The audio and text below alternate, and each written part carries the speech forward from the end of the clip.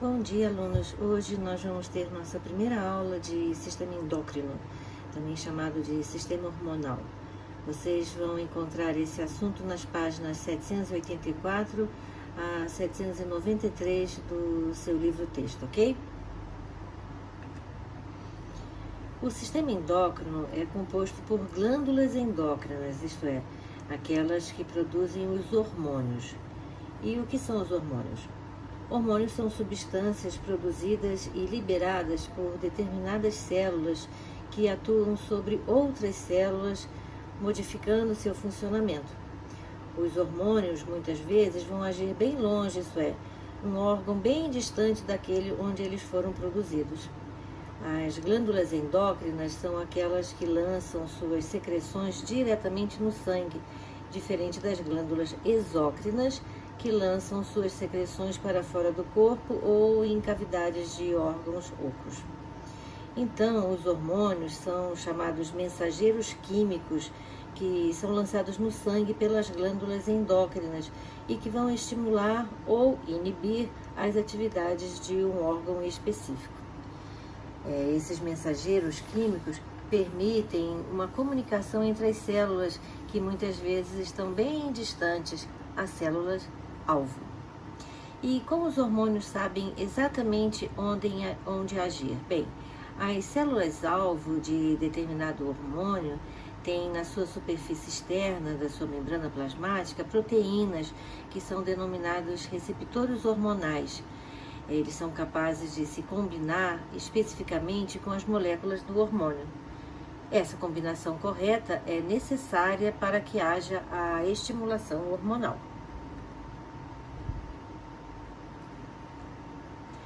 O mecanismo de feedback é fundamental para o funcionamento adequado do nosso corpo.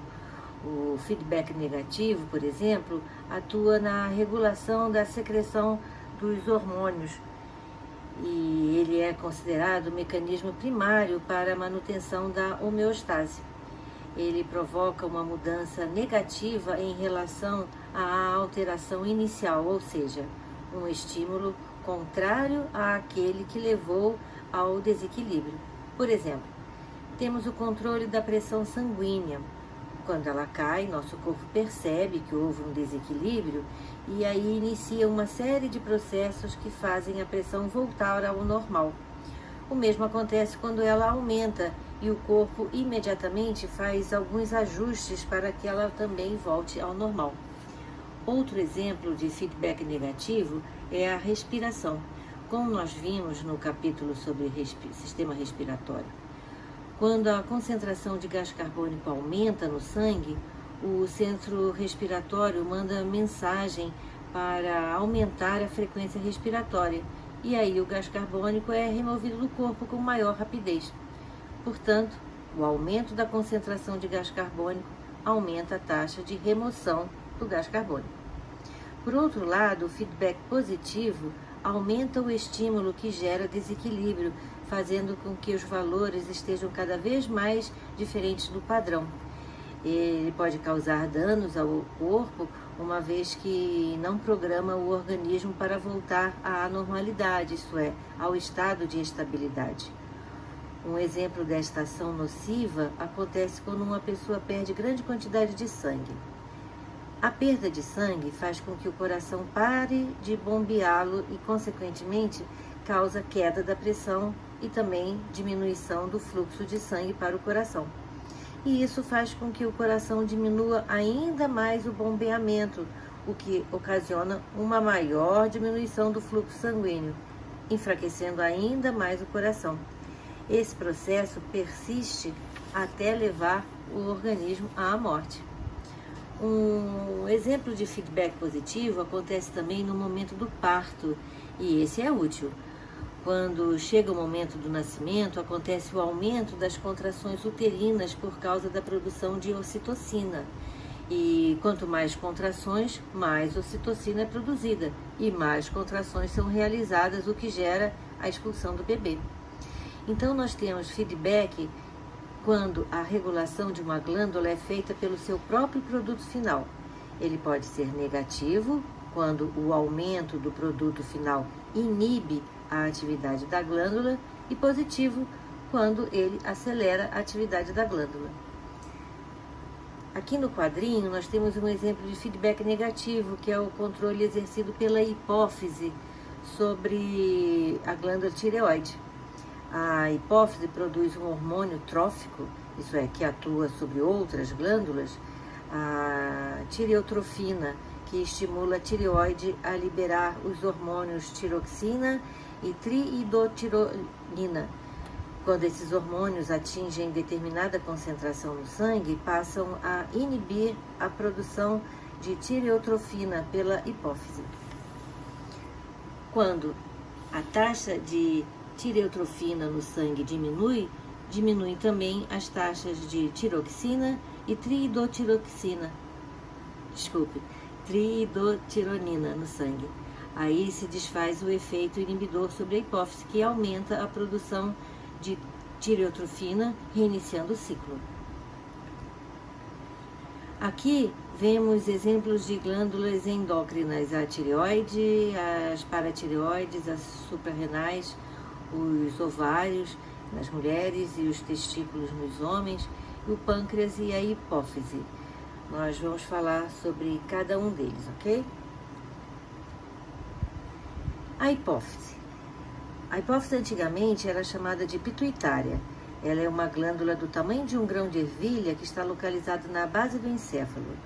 Mesmo tão pequenininha, ela é chamada glândula mestra do nosso corpo, porque seus hormônios regulam o funcionamento de diversas outras glândulas.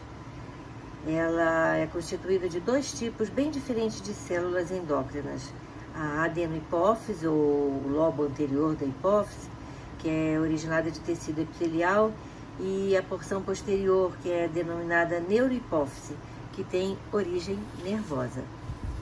A adenohipófise é controlada pelo hipotálamo, que é uma região do encéfalo que desempenha um importante papel na integração entre os sistemas nervosos e endócrino.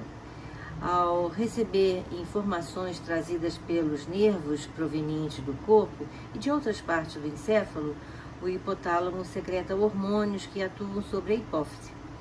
O hipotálamo produz hormônios que ficam armazenados na neurohipófise até serem liberados no sangue, e hormônios que regulam o funcionamento da adenohipófise.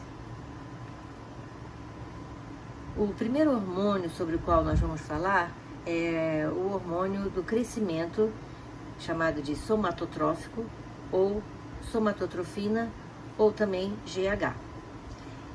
Esse hormônio estimula o crescimento das cartilagens e dos ossos pela síntese de proteínas e por mitose celular. A sua ação também acontece, além de estimular o crescimento, acontece no metabolismo, na composição corporal, no perfil lipídico, isso é a quantidade de gorduras no nosso corpo, no estado cardiovascular e também na longevidade. Geralmente esse hormônio é produzido em maiores quantidades em crianças e também em adolescentes. Porém, ele pode ser desenvolvido em laboratório na sua forma sintética e usado em medicamentos pelos médicos para tratar problemas de crescimento e desenvolvimento. Ele também é usado por adultos para tentar evitar o envelhecimento ou para potencializar o ganho de massa muscular. Mas muitas vezes, nesse caso, os vários efeitos colaterais acabam obscurecendo as vantagens.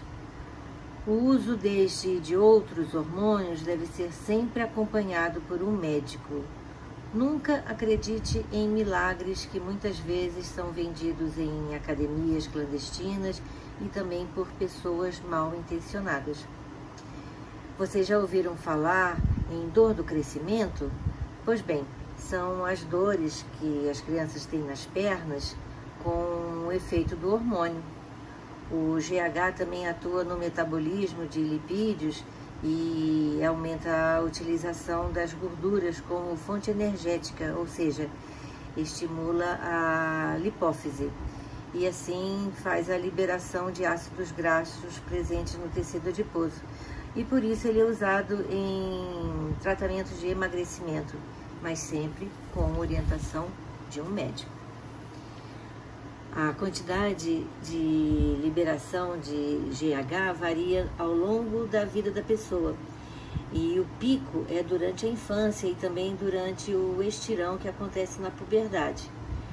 Mas não se esqueçam, a altura final de uma pessoa é controlada por genes e também pela alimentação, principalmente durante a infância. Se você não tem os genes, quase nada fará você crescer além do que deveria, de uma forma natural. Se você não teve uma alimentação correta na infância, também poderá apresentar uma estatura mais baixa do que deveria. Pode ser feito um estudo de imagem com uma radiografia da mão para se ver se há ainda muita ou pouca cartilagem entre os ossos. Pouca cartilagem indica que o crescimento já se encerrou. E geralmente os meninos crescem por mais tempo que as meninas. E as meninas têm um crescimento meio que interrompido ou diminuído quando no início da produção dos hormônios sexuais, né? E parando mais ou menos de crescer geralmente quando menstruam. Geralmente a prática de esporte também ajuda a alongar o corpo e promove um crescimento geral. Mas e quando a criança tem baixa produção de somatotrófico? Pode ter nanismo causado por deficiência hormonal, e este pode ser tratado com injeções de somatotrófico. Ele é diferente do outro tipo de nanismo chamado de acondroplasia, que é genético e se caracteriza por diferenças proporcionais entre as partes do corpo.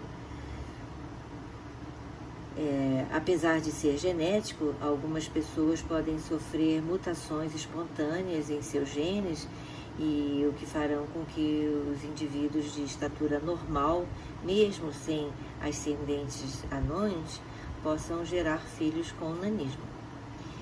Entre as décadas de 1960 e 1980, a obtenção do GH ocorria por meio da hipófise de cadáveres. É um fato que limitava muito o seu uso. Mas, atualmente, o desenvolvimento da tecnologia do DNA recombinante possibilita a introdução do gene GH em bactérias na Escherichia coli, com o objetivo que elas produzam o hormônio. E isso possibilitou o uso do GH em tratamento de saúde e também barateando um pouco o tratamento, que ainda é bem caro.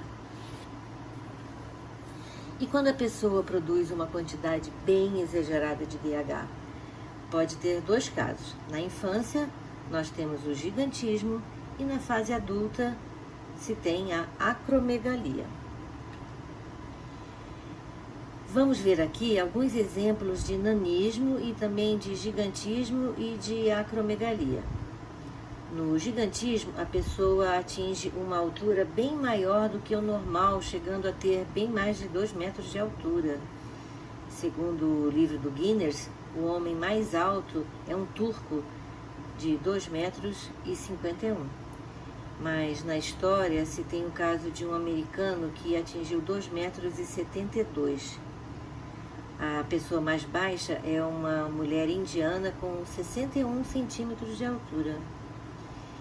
Pode-se fazer um tratamento hormonal ou também um processo cirúrgico para tratar o mau funcionamento da hipófise, quando é o caso de tumores, na hipófise, que causam excesso na produção de somatotrófico. Mas também pode acontecer uma superprodução desse hormônio quando a pessoa já é adulta, e aí se tem um caso de acromegalia, quando não se tem um crescimento geral do corpo, e sim de extremidades, como por exemplo as mãos, os pés e também a testa. Eu acho que o lutador de MMA, que é chamado pelo apelido de Pezão, tem esse problema. Depois vocês procuram no Google e vejam as fotos dele e vejam se eu não estou certa. Bem, pode ser que não, né? Eu não tenho certeza. O personagem Shrek foi inspirado em um indivíduo com acromegalia. vocês devem concordar que a pessoa não fica assim bonitinha, né? Mas também que bobagem, beleza é um aspecto tão subjetivo, não é? Outros hormônios produzidos pela adenohipófise são a tireotrofina e tireotrófico, que regulam a atividade da glândula tireoide, a adenocorticotrófico, que regula a atividade da região mais externa, isto é, do córtex da glândula suprarrenal, e os hormônios gonadotróficos, isso é, folículo estimulante, que atua sobre os testículos e ovários, e o hormônio luteinizante, que também atua sobre as gônadas. E, por fim, a prolactina, que atua sobre os ovários, promovendo a secreção de progesterona. Esse hormônio também tem um papel muito importante na estimulação da produção de leite pelas mulheres durante a amamentação. A prolactina também atua sobre os ovários, aumentando a produção de progesterona e diminuindo a produção de LH. A neurohipófise, ela não produz hormônios, mas armazena e libera hormônios secretados pelo hipotálamo. Os hormônios da neurohipófise são, primeiro, vamos falar sobre a ocitocina, que é chamado do hormônio do amor. Ele promove as contrações uterinas durante o parto e é responsável também pela expulsão do leite durante a amamentação. Ele é o hormônio responsável por proporcionar uma ligação especial entre a mãe e seu filho, trazendo um enorme prazer nessa ligação. Ele também pode causar empatia pelas pessoas, formando laços de amizade entre as pessoas, né? Ele regula as emoções, do humor, ele diminui o estresse, diminui a ansiedade e diminui a depressão. Ele é liberado durante o orgasmo, sendo o hormônio do prazer.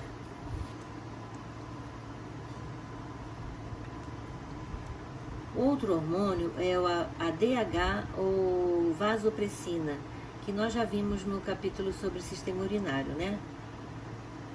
Só revisando, o ADH é liberado quando a concentração de água no sangue cai abaixo de certo nível, e aí há uma diminuição do volume de urina excretado, pois ele promove a contração das artérias mais finas e eleva assim a pressão arterial, por isso é chamado vasopressina, e aumenta a permeabilidade dos túbulos distais e dos néfrons, produzindo maior reabsorção de água pelos rins. Como nós já vimos, o álcool inibe a produção de ADH, e isso faz com que aumente a micção. E também a deficiência de ADH causa o diabetes insípidos, como nós já falamos no capítulo anterior. A tireoide, ela produz dois hormônios muito importantes na regulação do metabolismo, o T4 e o T3.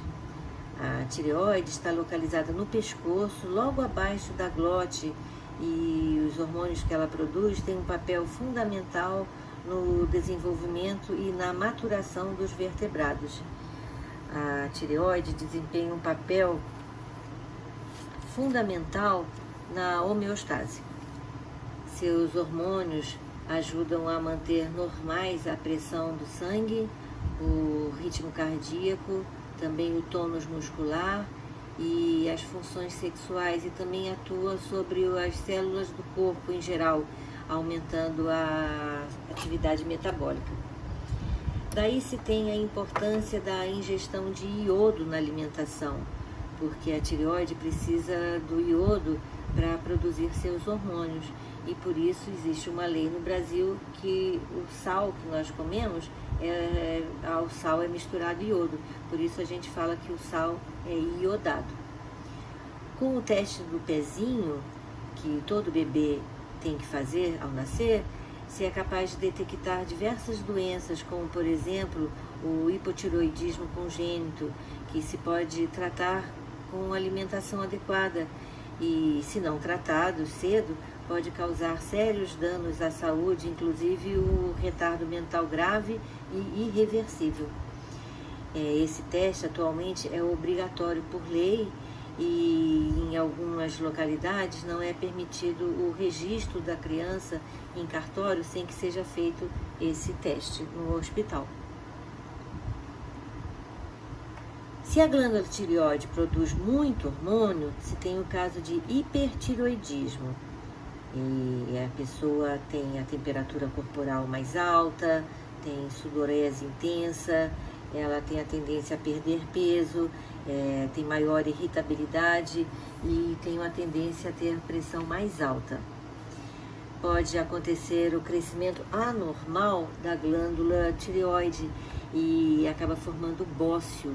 E também, nesse caso aqui, bócio aqui. E também pode acontecer dos olhos ficarem assim saltados das órbitas, que é chamado bócio exoftálmico. Mas também se tem o caso da baixa produção dos hormônios, e aí nós temos o caso de hipotireoidismo. Aí a pessoa terá o ganho de peso, a temperatura do corpo será mais baixa, a pele será mais ressecada, a pressão vai ser mais baixa e a pessoa será assim mais apática. E nesse caso, há o aumento do risco de entupimento das artérias e, consequentemente, de ataques cardíacos. Nos dois casos, é preciso se fazer exames de sangue para diagnóstico médico e o tratamento deve ser acompanhado também por um profissional. Como sempre eu falo, não se deve se automedicar, principalmente com hormônios. Os hormônios são exemplo de que a quantidade de substância pode ser um remédio ou um veneno. Por isso, sempre procure orientação médica no caso de dúvidas, ok? Nos dois casos acontece o bócio, que é aumento dessa área aqui, né, aumento da tireoide, causando essa que a gente chama vulgarmente de papeira, tá bom? Bem, alunos, na próxima aula nós vamos continuar com esse assunto e por hoje é só.